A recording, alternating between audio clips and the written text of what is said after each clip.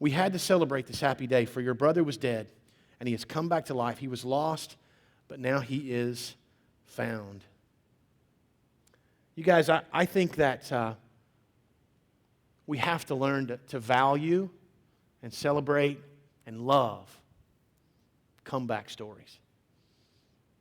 In fact, we have to value comeback stories more than we value success stories. Order. The first one is this. Every success story is ultimately a comeback story. Every success story is ultimately a comeback story. The gospel is all about comeback stories. It's all about comeback stories. Read everything in the New Testament, and it's all about comeback stories. It's all about someone was headed down that path, and God is bringing him out this path.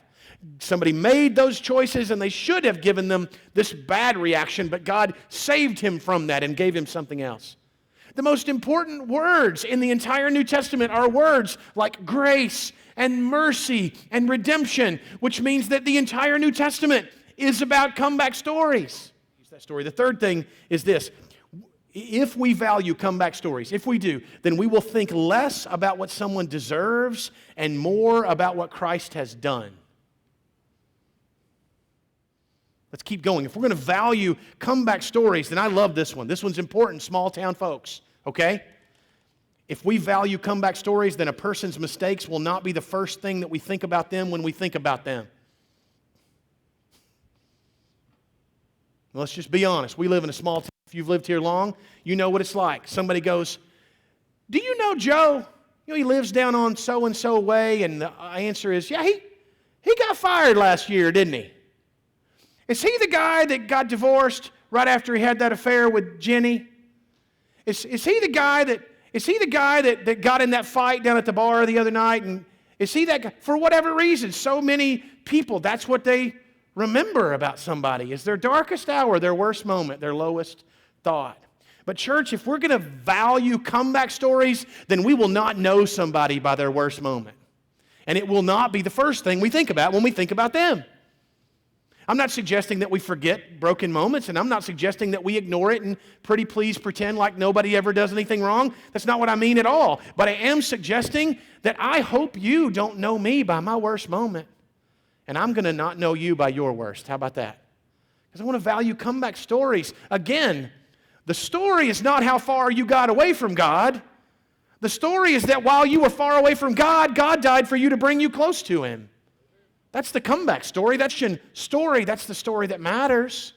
And so, church, listen to me. If we're going to value comeback stories, then we have to make sure that the worst thing we know about somebody isn't the first thing that we think about when we think about that person. See, here's what I think happens. I think a lot of us do think about the worst thing that we know about someone when we think about them. And because of that, we know that that's the way we might think about others, and we start to worry that maybe that's the way others start to think about us. And so then what do we do with the worst part of our story?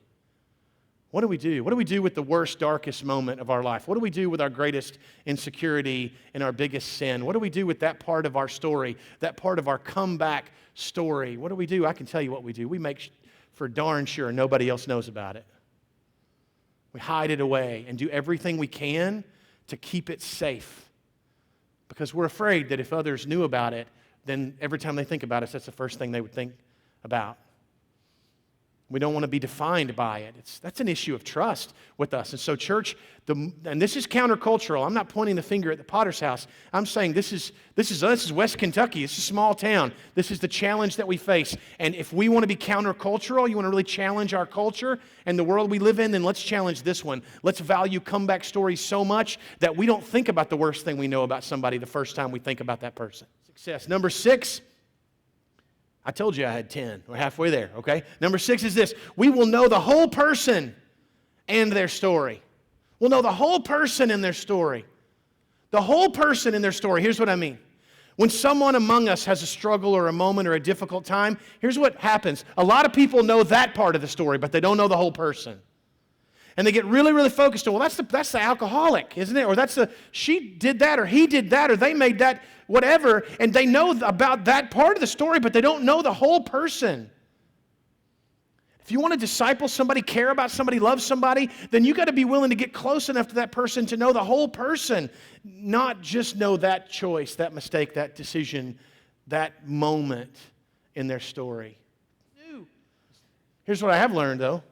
When I spend time getting to know somebody, when I spend time with them when they're not in trouble and when they aren't being looked at, and they're, like, when I just get to know somebody, like really love them and get to know the whole person, then all of a sudden when something maybe kind of pops out of that and we realize there's a problem, there's an issue there, all of a sudden I've earned the right to speak into that moment, and they go, you know what? You know the whole me, which means you know warts and all, and you love me and you care about me, so point out my warts. It's okay. Help me see them. I want to deal with this. I want to get better. That's called discipleship. That's what that is. So we disciple people by knowing the whole person and then speaking into their story.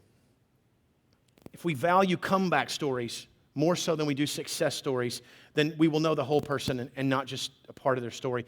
Number 8, we will be open about our own brokenness that became a comeback story. We'll be open about our own brokenness. You guys think about that, if you would. If we want to value comeback stories, then we're not just talking about other people's comeback stories. We're going to value our own comeback story. Okay? We're going to value our own. Number 9, we will love people who mess up. That needs to be a picture of how we treat and love everyone. We love people who mess up.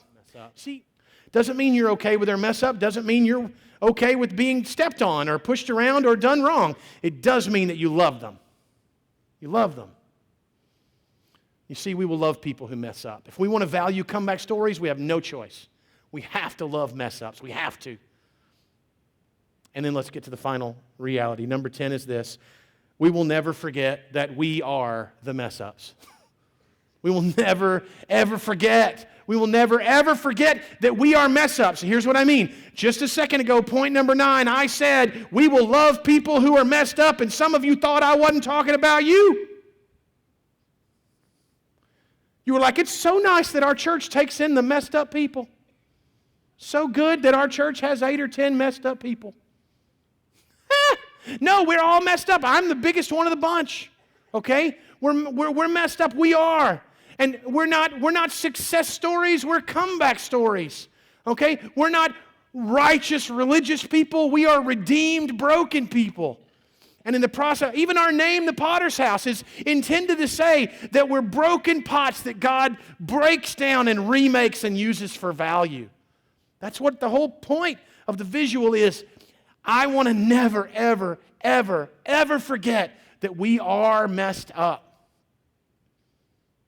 You are, and I am, and I'm not trying to put you down. I'm not saying I don't lie. I'm just saying that's the Christian reality. We're messed up people. And if it were not for the redemptive power of the death and resurrection of Jesus, we would all be failure stories. Never forget. Never forget. Would you pray with me?